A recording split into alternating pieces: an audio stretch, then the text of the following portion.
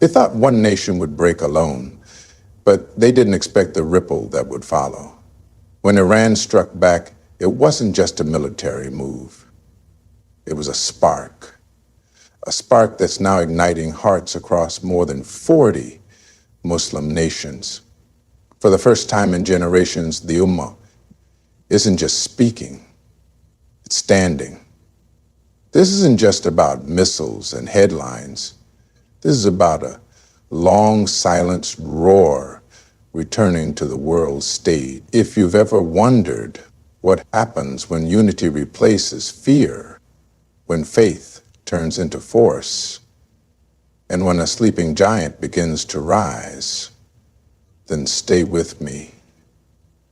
Because what you're about to hear isn't just a speech, it's a wake-up call. And once you hear it, you won't see the Muslim world or yourself the same way again. Iran strike was not just a response, it was a rupture in the silence that had blanketed the Muslim world for far too long. For years, the narrative was shaped around one idea, that Israel was untouchable, fortified by alliances, shielded by technology, and defended by the West's unwavering support. Fear became normal, silence became strategy, and across the Ummah, people were conditioned to believe that resistance was only symbolic, that no real retaliation could ever break through the iron walls of Zionist power. But then, Iran struck. And not in a whisper, not in hesitation. It struck with precision, with calculation, and with a message wrapped inside every missile. The era of fear is over. That moment sent a tremor through the illusion. For years, Muslim voices had cried out, but their cries echoed in the void. Then suddenly, the silence cracked. Screens around the world lit up with footage that wasn't from protests or funerals. It was footage of resistance with teeth. The myth of invincibility, the armor of psychological superiority that Israel had built, was pierced. And for the first time in a long time, the Muslim world didn't just witness pain, they witnessed power. It was a psychological shift. It was the realization that no empire, no matter how well armed or well connected, is immune to consequence. And that realization did not just spread in political circles, it lit something deeper in the hearts of the people. This wasn't about glorifying war. It was about reclaiming dignity, about showing that those who've suffered under siege, under sanctions, under isolation, can still rise, can still roar. Iran's strike didn't just hit a target, it hit a nerve in the global narrative, a nerve that pulsed through the Muslim world and whispered, "You are not weak, you are not voiceless, you are not defeated." That whisper is growing louder now, because courage, when witnessed, is contagious. One nation stood tall, not because it wanted war, but because it refused to kneel. And now others are taking notice. That first strike shattered more than steel. It shattered the lie that the Ummah must always be on defense. It proved that silence is not always strategy. Sometimes breaking the silence is the beginning of awakening.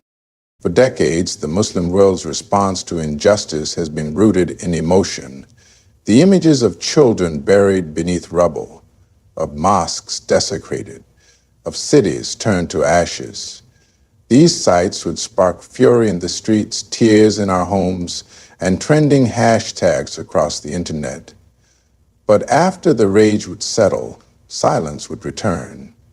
The world learned to wait out our emotions, knowing they would eventually fade. They knew we would mourn, we would cry, we would shout, and then we would scroll on. But something is shifting. This time, the anger hasn't faded, it has transformed. The reaction to Iran's strike isn't just fury, its strategy. The Muslim world is no longer just expressing pain, it's starting to channel it. For the first time in years, the response is not only viral, meetings behind closed doors, alliances being revived, airspace discussions, military exercises, joint economic strategies. This is what transformation looks like. The difference now is not just the number of people who are angry, it's the number of leaders who are listening. It's the number of governments who realize that silence is complicity. The reaction to Iran's boldness isn't to condemn, it's to calculate, it's to prepare. The shift is quiet, but it's powerful. The Ummah is learning to play the long game, to think not just with the heart, but with the mind. This change is uncomfortable for those who want Muslims to stay fragmented and reactive. Because now, we are watching a Muslim world that's not only outraged, but becoming organized. One that's not just weeping, but waking up. Iran struck first, yes, but what's following is not just a chain of support. It's a recalibration of purpose. For the first time, we're not just reacting to a strike, we're building something after it. The emotions that once scattered us are now being funneled into purpose. And when pain meets purpose, change begins.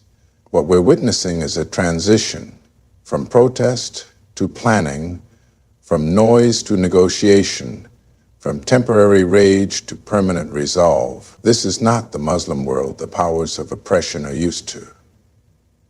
This is a new page in our story, and the pen is no longer in their hands. For decades, the very idea of 40 Muslim nations standing shoulder to shoulder was a dream whispered in frustration, hoped for in prayer, but never truly expected. Too many divisions, too many rivalries, too much distrust had separated us. Political borders, sectarian disagreements, and foreign interference kept us fractured like pieces of a shattered mirror. Every time a crisis unfolded in Palestine, Lebanon, Syria, or Yemen, we responded as individuals, not as a united body. One country would issue a statement, another might send aid, a few more would call for peace. But rarely, if ever, did we move as one.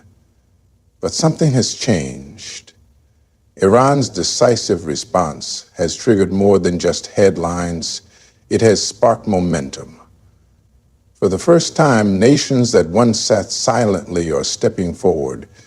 Military leaders are speaking in unified tones. Diplomats are holding meetings behind closed doors with urgency. The idea of a united front is no longer fantasy. It's beginning to take shape. 40 Muslim nations preparing together is not just a military headline, it's a spiritual, political, and historical moment. It signals that we may finally be moving beyond statements and into strategy, that we are beginning to see ourselves as one body, where if one limb is wounded, the entire body feels the pain and responds. This awakening is powerful because it terrifies the oppressors. A divided Ummah is predictable. A united one is unstoppable.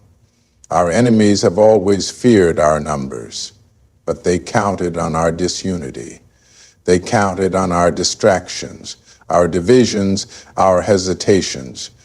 But now they are facing something new.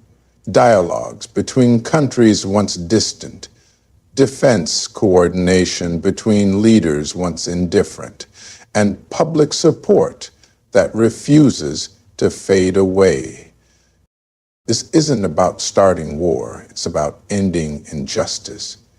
It's about realizing that strength doesn't just come from arms, but from alliance. That the message of Islam, of standing for the oppressed, of protecting the innocent, isn't meant to be spoken quietly from pulpits. It's meant to be lived, defended, and honored. The coming together of 40 nations, even in preparation, sends a message louder than any declaration. The Ummah remembers who it is, It remembers that strength was never in numbers alone, but in unity, discipline, and faith. And once that unity begins to take form, no wall, no system, no power built on oppression can stand against it. The world is watching, the Ummah is stirring, and the foundation for something historic is being laid, brick.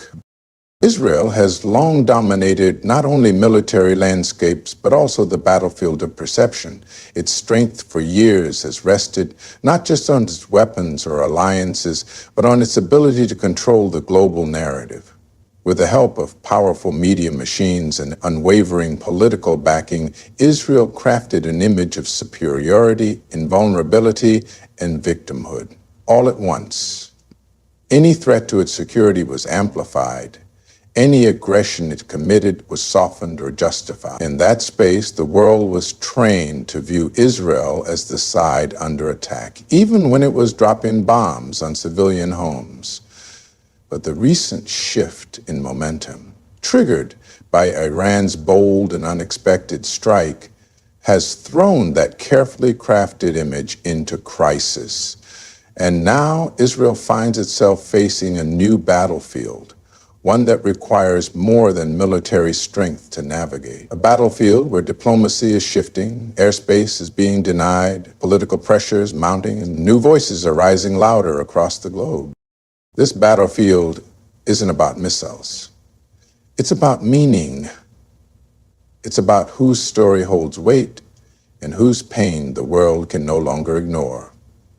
For the first time in a long time, Muslim nations are not just reacting to media bias, they are beginning to counter it.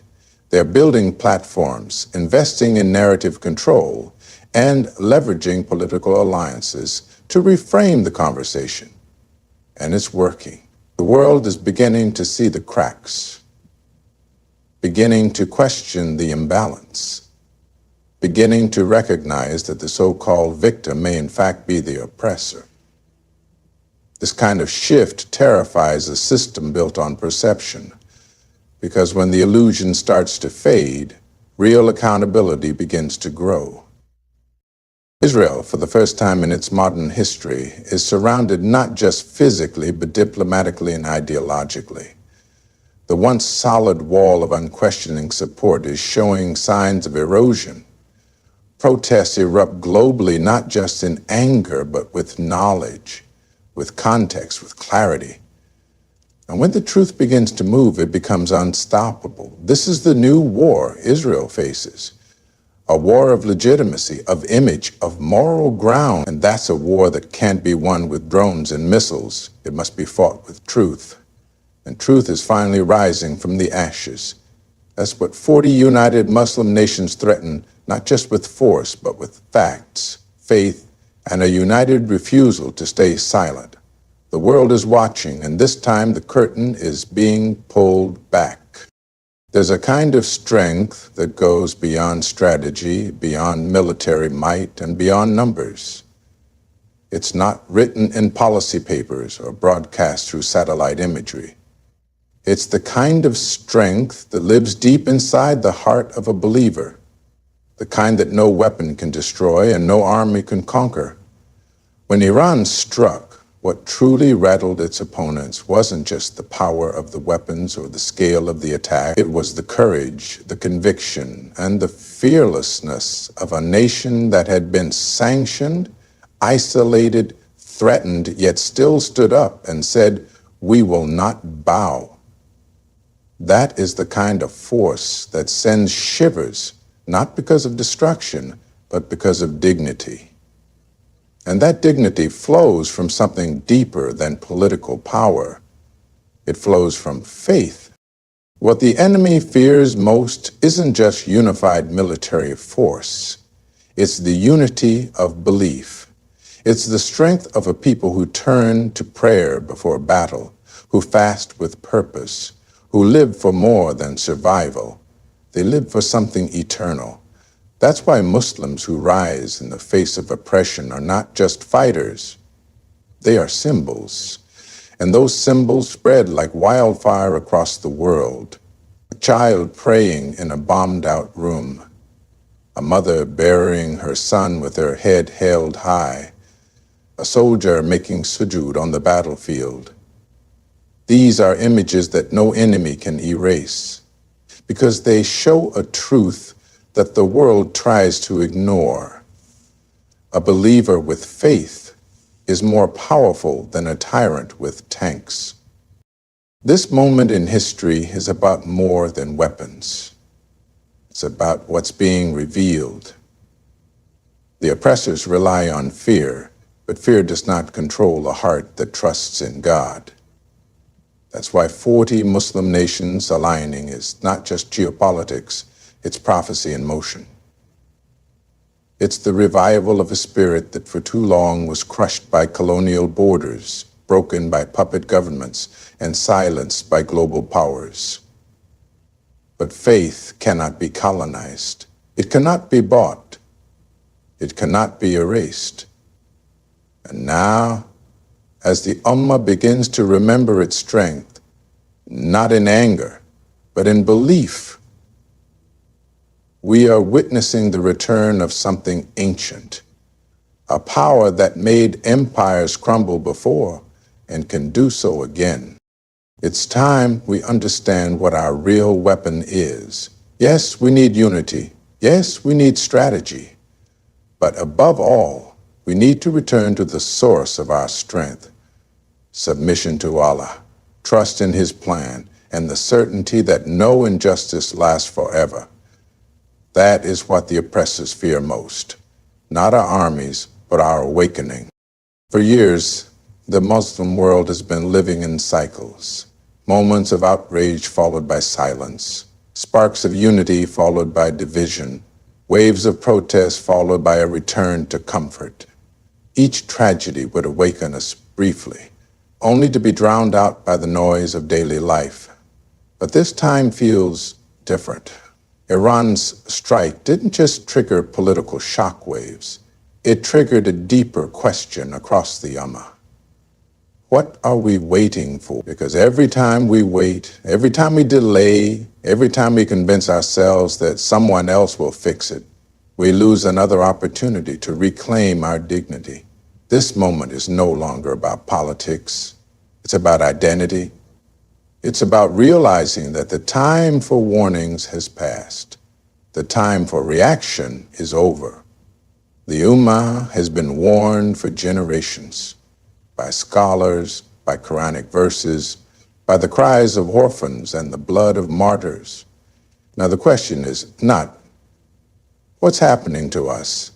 The question is, what are we doing with what's happening? For too long, we've watched history as spectators. We've analyzed, commented, shared, and moved on. But no movement, no transformation has ever come from spectators. It comes from participants, from people who step in, even when they feel small, even when they feel afraid. Because the truth is, the power we seek is already within us. The moment the Muslim Ummah decides to wake up, not partially, not emotionally, but fully and intentionally, the world will shift. It's not about numbers, it's about meaning. It's about choosing to break the chains of dependence, to build systems that serve our people, to raise children who know who they are, and to stop looking for saviors when Allah has already given us everything we need. The world is changing fast. Alliances are shifting. Old powers are trembling. But none of that will matter if we don't change ourselves. The real battlefield isn't just Gaza or Tehran. It's in our homes, our habits, our hearts. That's where the future is being shaped. The Ummah doesn't need more speeches. It needs sincerity. It needs sacrifice. And it needs a generation that won't wait for change, but will be the change. The time is now, not tomorrow, not next crisis, now. Because the rise of the Ummah won't come through luck or politics. It will come when we realize we were never meant to sleep through history. We were meant to right it. What began with one strike shattered decades of silence. Iran didn't just respond with missiles. It responded with a message. The age of fear is over, and the Ummah is no longer asleep. For the first time in years, we're seeing Muslim nations move together, not in fragments, not in slogans, but in strategy, in unity, in faith. Israel, once unshaken behind the armor of propaganda and power, now faces a storm it never expected. An Ummah that remembers its strength, its purpose, and its duty. But the true shift isn't only in the corridors of power, it's in the hearts of the people. From the believer making sujood under fire, to the youth refusing to be silent, to the voices rising across 40 nations. This is not just resistance, this is resurrection, a spiritual, political, and global awakening. The question now isn't whether change is possible. The question is whether you will be part of it. Because the Ummah doesn't rise when one country strikes back. It rises when every soul stops waiting and starts moving. When we realize that we are not just witnesses to history, we are writers of it. To every heart that stayed with this message till the end, thank you. May Allah strengthen your spirit, guide your steps, and make you a light in a time of darkness. May you never doubt your voice, your worth, or your place in this Ummah. Stay awake, stay aware, stay unshaken. The world is watching and history is waiting. Good luck, and may peace and power walk with you always.